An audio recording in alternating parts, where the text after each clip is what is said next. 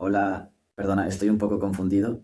Estoy muy feliz de verte en el canal y tú suscríbete, dale like y no olvides escribir comentario, que disfrutes del video. No se olvida la primera vez que alguien se ríe de tu desamor, no una risita de incomodidad o nerviosismo, sino una carcajada profunda, de esas que buscan humillar, no suavizar el golpe.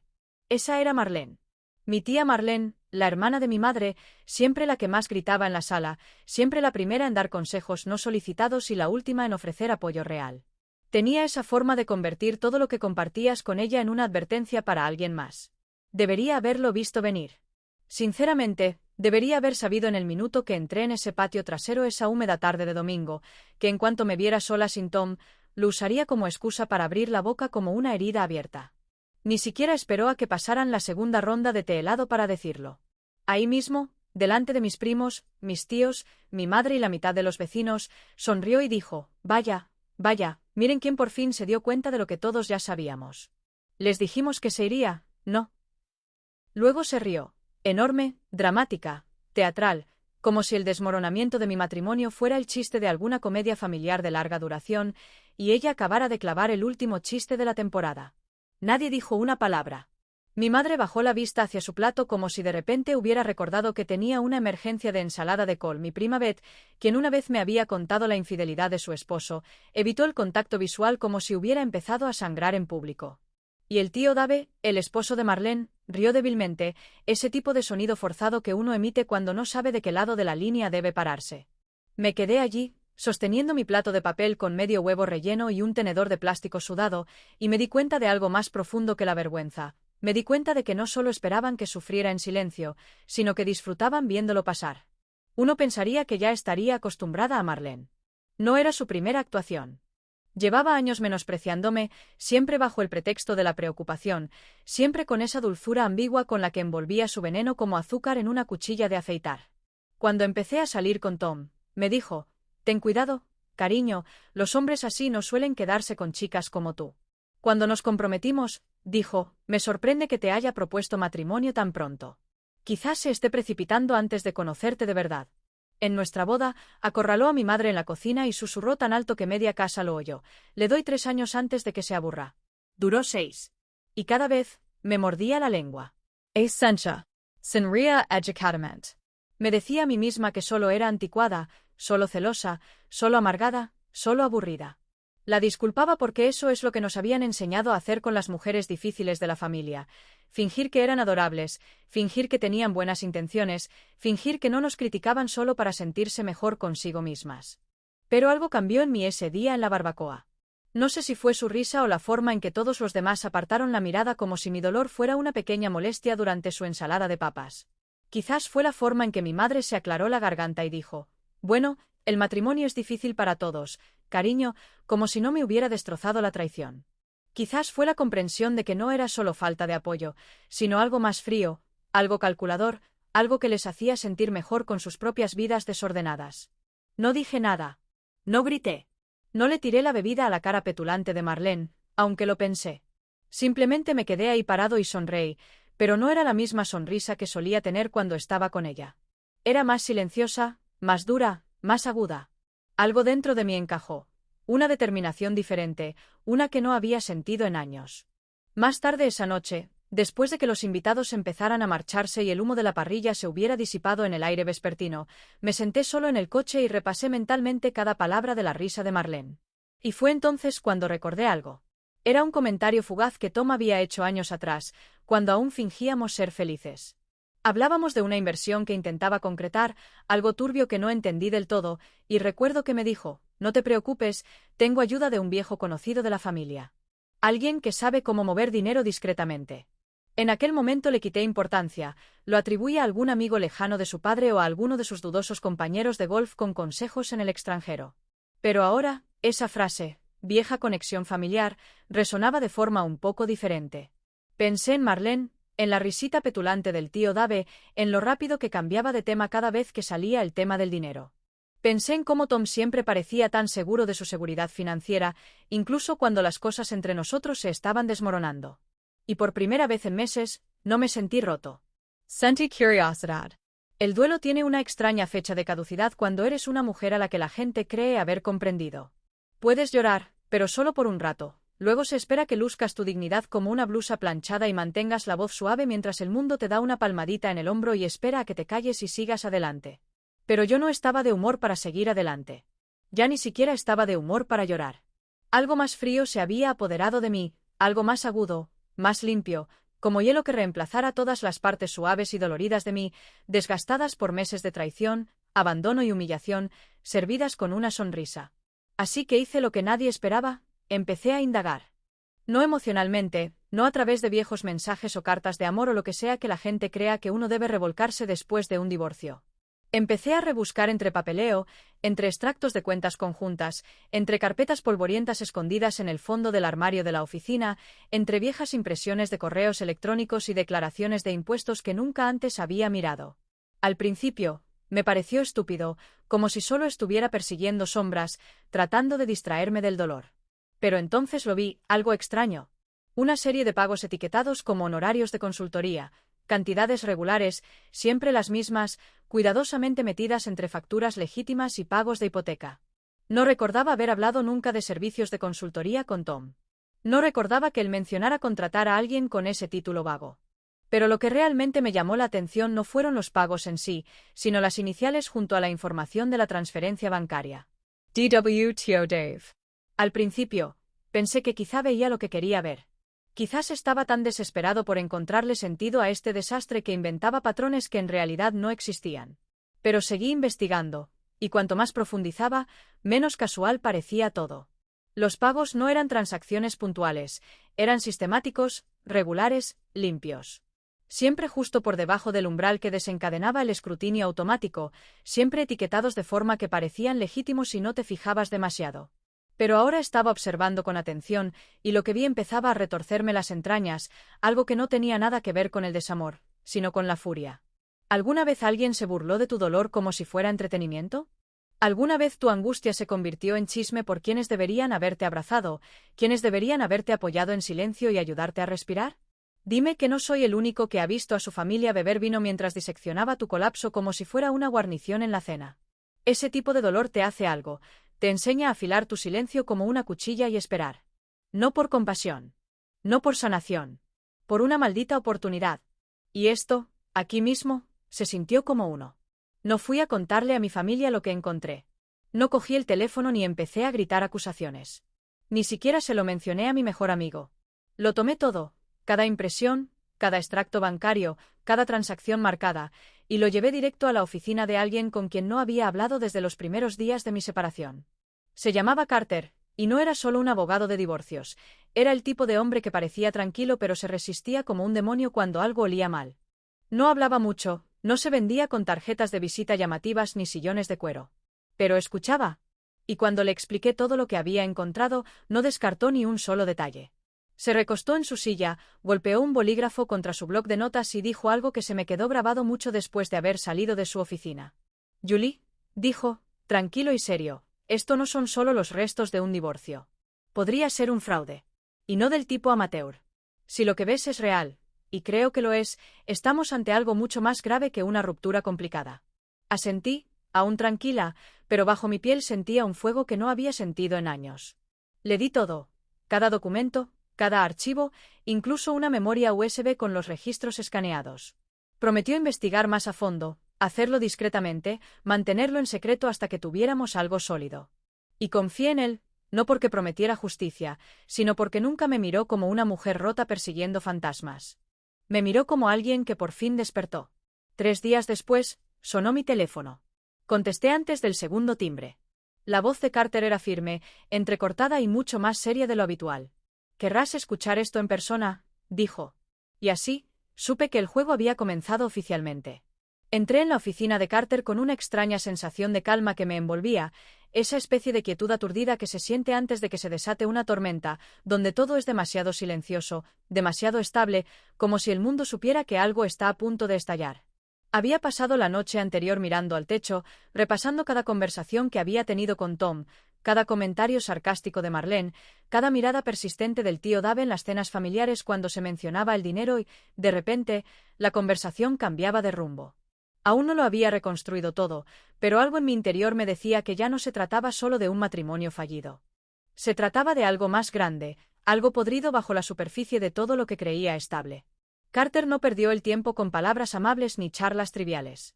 En cuanto me senté frente a su escritorio, abrió una gruesa carpeta, la giró para que quedara frente a mí y señaló un conjunto de extractos bancarios marcados con tinta roja. He pasado las últimas 48 horas revisando todo lo que me diste, dijo en voz baja y tranquila, y lo que he encontrado no solo es cuestionable, sino criminal. Me incliné, entrecerrando los ojos mientras seguía su dedo por las páginas. Había números, nombres de cuentas, marcas de tiempo, incluso transferencias digitales etiquetadas con descripciones vagas como consultoría operativa y facilitación de mercado.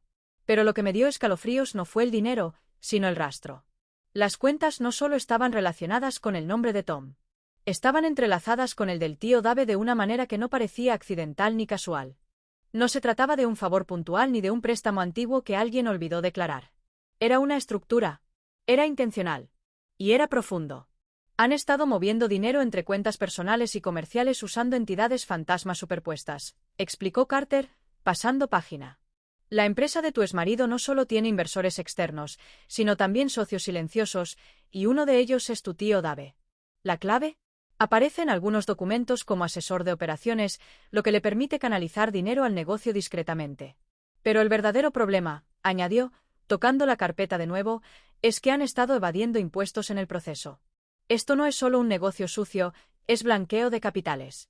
Y Hacienda los castigará duramente si se enteran. Me quedé allí sentada, parpadeando lentamente, dejando que todo encajara como piezas de un rompecabezas que no me había dado cuenta de que faltaban. Por eso Tom siempre parecía tan seguro de sí mismo, incluso cuando nuestras finanzas sangraban.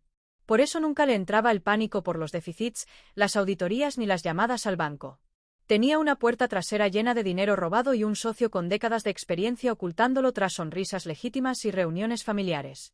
Y apuesto a que nadie en el patio trasero ese día tenía ni idea de lo que tramaba realmente el tío Dave, ni siquiera Marlene, que probablemente estaba demasiado ocupada brindando con vino y dando consejos matrimoniales no solicitados como para darse cuenta de que su propio marido estaba hundido hasta las rodillas en el fraude. ¿Crees que ella lo sabe? Pregunté en voz baja, mi voz apenas más fuerte que un susurro. Carter negó con la cabeza. Poco probable, dijo. O está completamente a oscuras, o está tan acostumbrada a hacer la vista gorda que ha dejado de hacer preguntas. Sea como sea, no es el tipo de mujer por la que debas preocuparte legalmente, pero sí es el tipo de mujer que deberías estar preparado para ver desentrañar cuando salga a la luz la verdad. Me recosté en la silla, con la mente acelerada, mis pensamientos chocando a medida que surgían nuevos ángulos e implicaciones.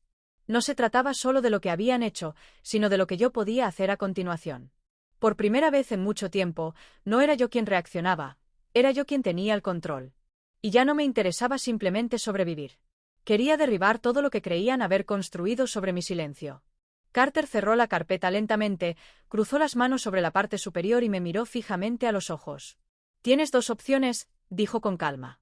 Puedes presentar cargos ahora, armar un escándalo, obligar al sistema a gestionarlo y dejar que las consecuencias se extiendan rápidamente. O me dejas trabajar en esto discretamente, dejar que lo construya a prueba de bombas, pieza por pieza, hasta que sea demasiado tarde para que se escabullan. Sea como sea, Julie, esto ya no es un simple divorcio. Esto es un fraude. No respondí de inmediato. Me quedé allí sentada, mirando la carpeta cerrada, pensando en cuántas veces me había tragado el orgullo, me había mordido la lengua y había dejado que la gente se librara del daño que causaba sin consecuencias.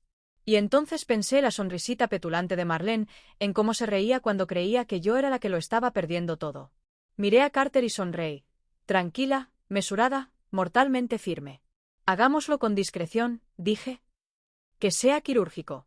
Hay cosas que no necesitan gritarse para ser escuchadas, y la venganza no siempre llega en forma de peleas a gritos ni platos rotos, llega en silencio, en miradas sutiles, en momentos oportunos que hacen que la gente se cuestione el suelo bajo sus pies. Por eso no irrumpí en esa cena familiar con papeles en el bolso y la voz encendida. Por eso no arrastré a Marlene por la mesa agarrándola de su collar de perlas, ni tiré las transferencias bancarias sospechosas del tío Dave al puré de papas. No, quería que fuera limpio, calculado y silencioso. Porque cuanto más ruidoso es el ego de alguien, más duele que se le caiga la alfombra debajo de los pies sin hacer ruido. Era una típica noche de domingo en casa de Marlene, de esas reuniones donde todo parece perfecto a simple vista. Servilletas de tela dobladas como cisnes, velas titilantes en candelabros de cristal, un asado en el centro de la mesa como un trofeo de una vida que finge inmaculada. Me recibió con esa falsa calidez que siempre usa frente a un público, abrazándome lo justo para que pareciera una actuación, pero no lo suficiente para significar nada. La casa olía a romero y engaño, y me senté a la mesa con una sonrisa tan serena que debió de inquietarla más que si hubiera llegado llorando. No perdió el tiempo. Antes de que los cuencos de ensalada llegaran a la mitad de la mesa, se inclinó y dijo, lo suficientemente alto para que todos la oyeran. Entonces, Julie, ¿ya has empezado a buscar un hombre de verdad? ¿O sigues en la fase de la lástima? Se rió de su propio chiste como siempre, recorriendo la sala con la mirada para ver quién más se unía. Se oyeron algunas risas educadas de los sospechosos habituales, primos demasiado cobardes para desafiarla, parientes que preferían mantenerse neutrales aunque eso significara ver a alguien sangrar. Solo sonreí. No la sonrisa forzada y educada que solía dar, sino una expresión relajada, casi aburrida, como si ya hubiera oído el chiste antes de que abriera la boca. No respondí. No hacía falta. Simplemente tomé mi copa de vino y di un sorbo despacio, dejando que el silencio hablara por mí. Porque sabía lo que ella no sabía. Sabía lo que venía. Carter había estado trabajando en silencio, tal como lo había prometido, construyendo una pista tan estrecha que ni las mejores mentiras de Dave podrían filtrarse. Durante la última semana, había obtenido registros financieros, documentación de empresas fantasma y huellas digitales que vinculaban cada transferencia bancaria con una cronología que delataba un fraude premeditado. Incluso había encontrado algunas cuentas en el extranjero tan profundamente enterradas que se necesitaba un software especializado para rastrearlas. Y ahora, Carter había presentado la documentación preliminar de divulgación ante los investigadores federales, no para revelarlo todo por ahora, pero sí lo suficiente como para poner a algunos nerviosos. Ese mismo día, Carter me envió un mensaje, listo cuando tú lo estés. La cuenta regresiva empieza con tu señal. Así que se lo di. A los 5 minutos de cenar, mi teléfono vibró suavemente en mi regazo. Revisa el teléfono de tu tía en 5 minutos. Miré a Marlene y esperé, contando lentamente en mi cabeza entre bocados de zanahoria asada y conversaciones secas. La tensión en mi estómago no eran nervios, sino anticipación, intensa y eléctrica, esa que zumba bajo la piel cuando conoces un secreto que nadie más en la sala está listo para escuchar. Entonces sucedió. El teléfono de Marlene vibró con fuerza sobre la mesa, rompiendo el ritmo de la cena como un golpe en la porcelana. Miró la pantalla y dudó. Su expresión de suficiencia se desvaneció, solo por un segundo, reemplazada por una confusión, una inquietud. Contestó con el altavoz, su costumbre habitual, porque le gustaba que todos oyeran quién llamaba, le gustaba ser el centro de atención incluso durante una conversación que no les correspondía escuchar. Pero esta vez, salió el tiro por la culata. «¿Hola?», dijo alegremente, todavía intentando mantener el control de la sala. La voz de Dave llegó por el altavoz en un tono bajo y presa del pánico, con palabras rápidas y temblorosas. «Marlene, necesito que me escuches con atención. Estoy en la oficina de Carter. No sé cómo consiguió los documentos, pero me han mencionado en una auditoría federal. Mi nombre aparece en los estados financieros de Tom. No es un malentendido, tenemos un problema grave». La habitación quedó en absoluto silencio. Los tenedores se detuvieron en el aire. Las copas de vino flotaban sin beber. Incluso los niños de la mesa auxiliar dejaron de discutir sobre el postre y se quedaron mirando. La cara de Marlene cambió de color tan rápido que pensé que se desmayaría. Se quedó sin sangre hasta que pareció un fantasma con una blusa floreada. Sus ojos se dirigieron hacia mí con esa lentitud y sigilo que uno experimenta al conectar puntos que nunca esperaba encontrar. La miré a los ojos, todavía sonriendo, todavía tranquilo. No dije ni una palabra. No me regodeé. Ni siquiera arqueé una ceja. Simplemente volví a levantar mi copa de vino y di otro sorbo, lento y pausado, como si nada hubiera pasado. Pero algo había sucedido. Una bomba silenciosa había explotado en medio de su cena perfecta, y el humo ni siquiera había comenzado a disiparse. Hay cierta velocidad a la que la verdad viaja una vez que se ha liberado de la jaula, nunca tan lento como desearían quienes construyeron sus vidas sobre mentiras, pero siempre lo suficientemente rápido como para atraparlos mientras aún tienen la guardia baja. Después de esa cena, las grietas en la realidad cuidadosamente seleccionada de Marlene no tardaron en extenderse como una fina fractura en un cristal que finalmente ha sido tocada en el lugar correcto. Los días que siguieron fueron extrañamente tranquilos en la superficie, pero debajo del silencio había una tensión que zumbaba como un cable a punto de romperse. Dave se había apagado. sin llamadas, sin explicaciones, sin chistes presumidos. Marlene dejó de enviar sus habituales mensajes pasivo-agresivos grupales sobre su jardín o la cena que quería organizar el mes siguiente. Fue como si alguien le hubiera quitado el sonido de su mundo, y yo observaba desde la distancia, sabiendo exactamente lo que estaba sucediendo entre bastidores. Carter había estado apretando el cerco metódicamente, confirmando cada detalle, verificando cada transacción, elaborando el informe final que describía cuánto tiempo Dave había estado ocultando activos y cuán profundamente se había involucrado en el caos financiero de Tom. Resultó que no se trataba de una sociedad reciente ni de un favor puntual, llevaba años ocurriendo.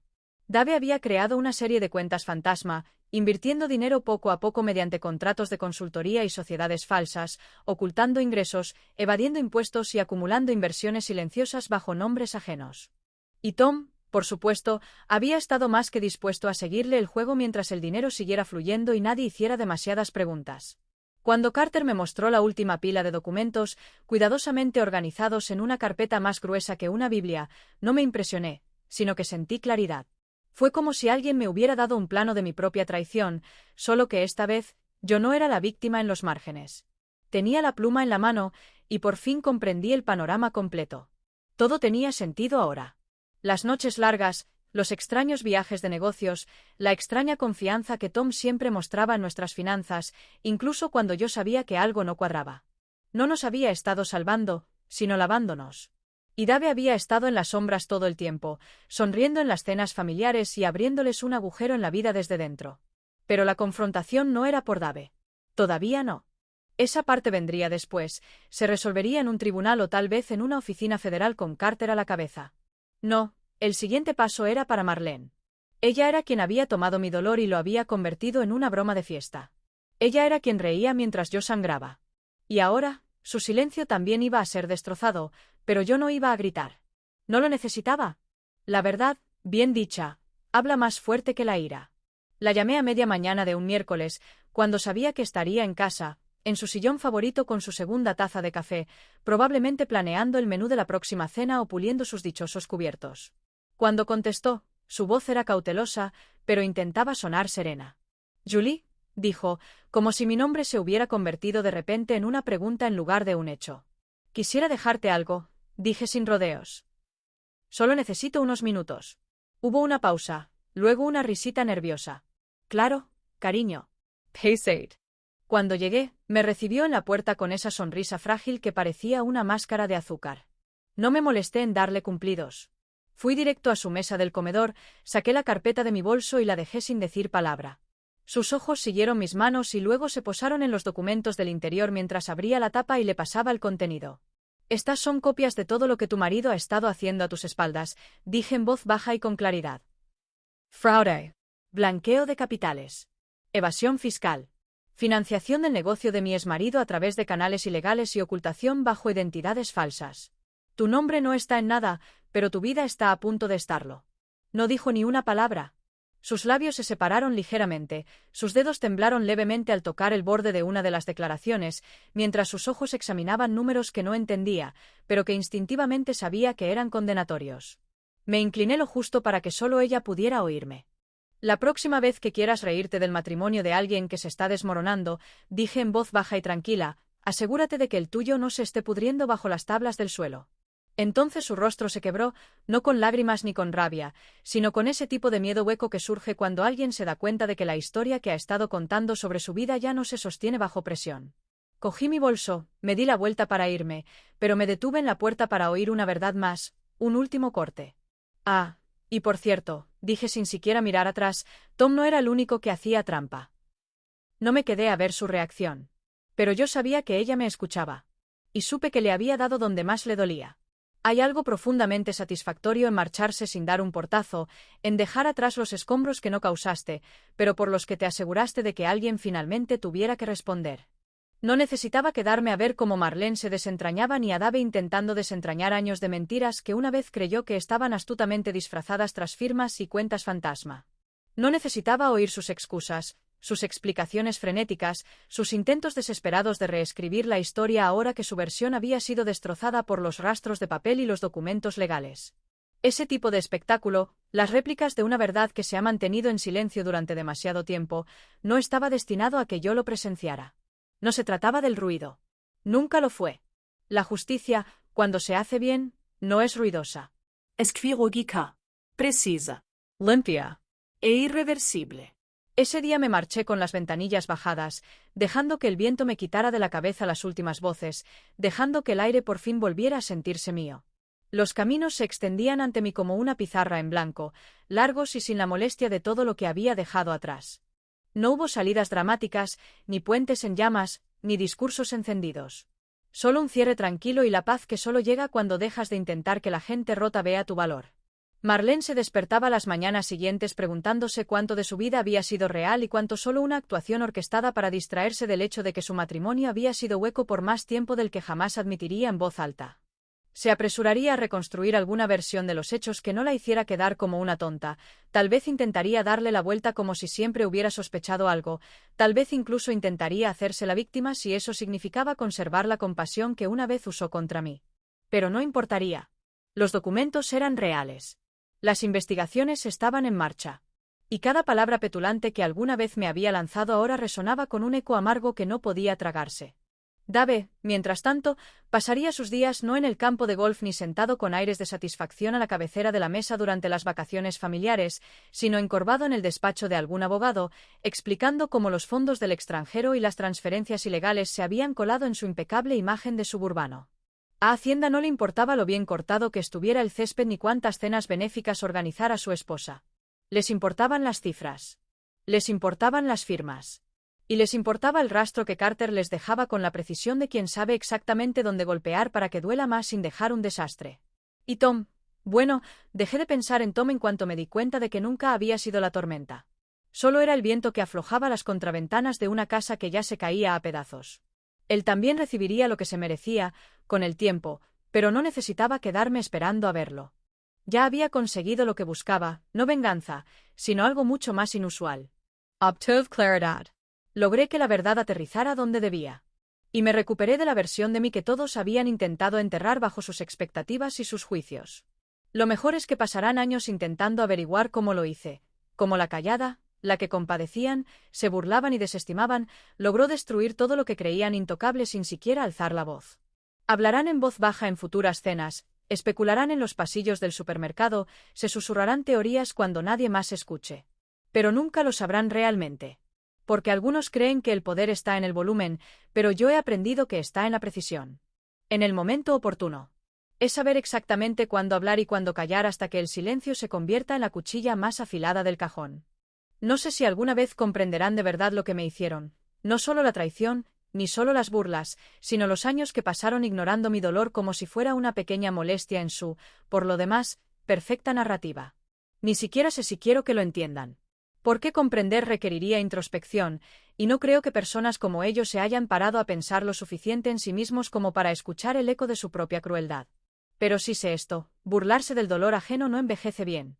Con el tiempo, las cosas que la gente dice con arrogancia vuelven como ecos en habitaciones vacías, y a veces, la mujer de la que te reíste se convierte en quien sostiene la pluma que firma el final de tu farsa. Y algunos olvidan que incluso las mujeres calladas llevan cuchillos afilados. No del tipo que se blande con ira, sino del que se mantiene oculto hasta el momento oportuno, del que no derrama sangre, sino que corta ilusiones con precisión quirúrgica. Ella pensó que lo había perdido todo. Pero la verdad es que apenas estaba empezando.